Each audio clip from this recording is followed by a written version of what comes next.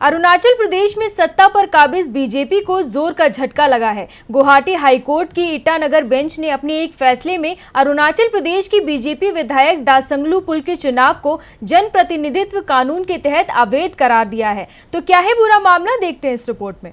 कांग्रेस अब बीजेपी को उसी के दांव से मात दे रही है। बीजेपी नेताओं का कानून के दायरे में लाकर खड़ा कर रही है और ऐसा ही एक मामला अरुणाचल प्रदेश से सामने आया है। गुवाहाटी हाईकोर्ट की ईटानगर बेंच ने अपने एक फैसले में अरुणाचल प्रदेश की बीजेपी विधायक दासंगलू पुल के चुनाव को जनप्रतिनिधित्व कानून के तहत उनकी विधायकी खत्म कर दी है। हाईकोर्ट की ओर से उनके चुनाव को अवैध करार दिए जाने के पीछे की वजह चुनावी हलफनामे में संपत्तियों के बारे में दी गई जानकारी छुपाना है।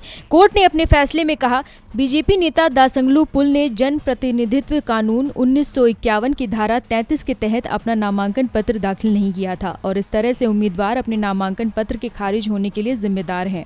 दासंगलू पुल 2019 के मई में हुए विधानसभा चुनाव में हुइलियांग सीट से चुनी गई थी। 45 साल की पुल ने इससे पहले यहां हुए उपचुनाव में जीत हासिल की थी। 2016 में अपने पति और पूर्व मुख्यमंत्री कलिखो पुल के निधन के बाद इस सीट पर उपचुनाव कराया गया, जिसमें दासंगलू पुल को जीत मिली थी।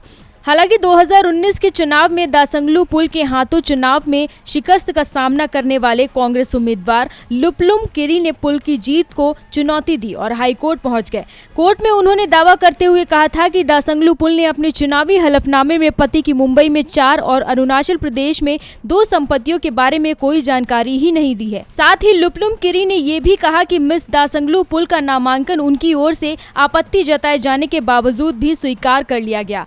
पुल ने अपनी सफाई में कहा था कि उन्होंने अपने पति की इन संपत्तियों पर कोई दावा नहीं कर रही हैं। हाईकोर्ट ने पिछले मंगलवार को दिए अपने अहम फैसले में ये भी कहा कि दासंगलू पुल के नामांकन पत्रों की अनुचित तरीके से हुई स्वीकृति ने चुनाव के नतीजों को प्रभावित किया है। डीबी लाइव की रिपोर्ट।